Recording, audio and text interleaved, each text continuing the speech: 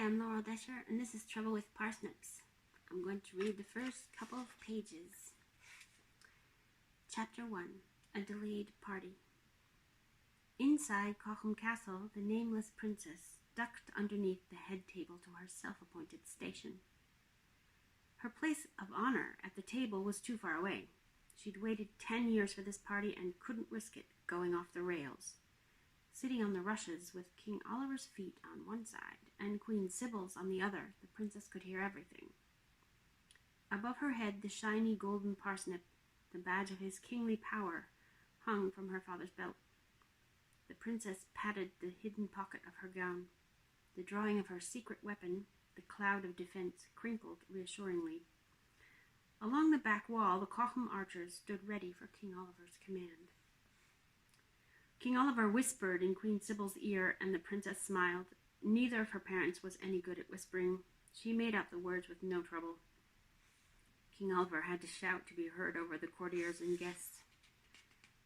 "You're sure about which one needs a name?" King Oliver's best dancing shoes pivoted towards Queen Sybil. Wary of getting pinched, the princess kept an eye on the king's shoes and reminded herself that parents forgot things, especially parents with 15 children and a kingdom to govern. It wasn't personal. Besides, people without names were hard to remember. Queen Sybil stamped her small foot and her silk skirts rustled. Yes, of course. She's the one that put all those goldfish in the moat. Mama had noticed. Training 500 brilliant orange goldfish to spell out "Name me" had been worth it. Confident that her parents were on board, the princess slipped under the dessert sluice to check a leaking seam. Keeping things dry was a full-time job with an artificial creek running through the hall. She didn't mind. As soon as she'd seen a diagram for a gold panning sluice in a library book, she'd wanted to build one. Gold wasn't the big deal in Cochem, so they used it for dessert instead. No one would notice if the guest of honor slipped away for a moment. Her parents had enough to do. The kingdom's business took most of their attention, and educating the older Cochem children, the ones who might actually rule one day, took the rest. No one kept track of the youngest child in the family. A long time ago, the princess had decided to make the most of it. Sometimes it made up for being called 15th. A moment ago. Even with the Seven Kingdoms partying up, the end of Queen Sybil's sentence carried down to the princess, whose head was now under the other end of the dessert sluice. She knows how to take care of herself, King Oliver's voice rumbled on. Handy around the castle, too. The princess, fishing a wrench out of her hall toolbox, wondered who they were talking about.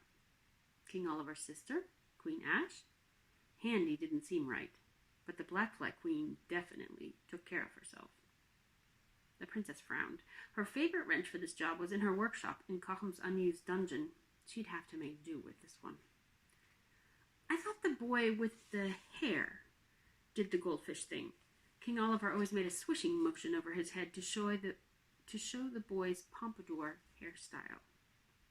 You know, Harold number 3? But wait, goldfish are quite slippery for a baby, aren't they? Did the others do such things before they were christened? The princess didn't interrupt.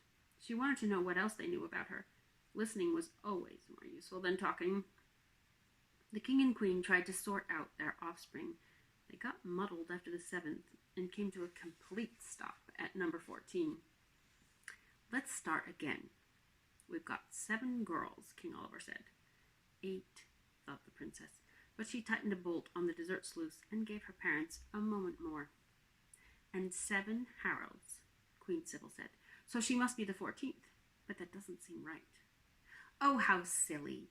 The girl without a name is why we're here, so what number child does that make her? Speaking into the pipe, the nameless princess prompted, the 15th child of our house. King Oliver said, What did you say? I didn't say anything. Queen Sybil dropped her voice to a confidential tone no quieter than King Oliver's. You see, the problem is we forgot about christening this one. Things kept coming up, and now she's 10. So I hope you enjoyed the beginning of Trouble with Parsnips.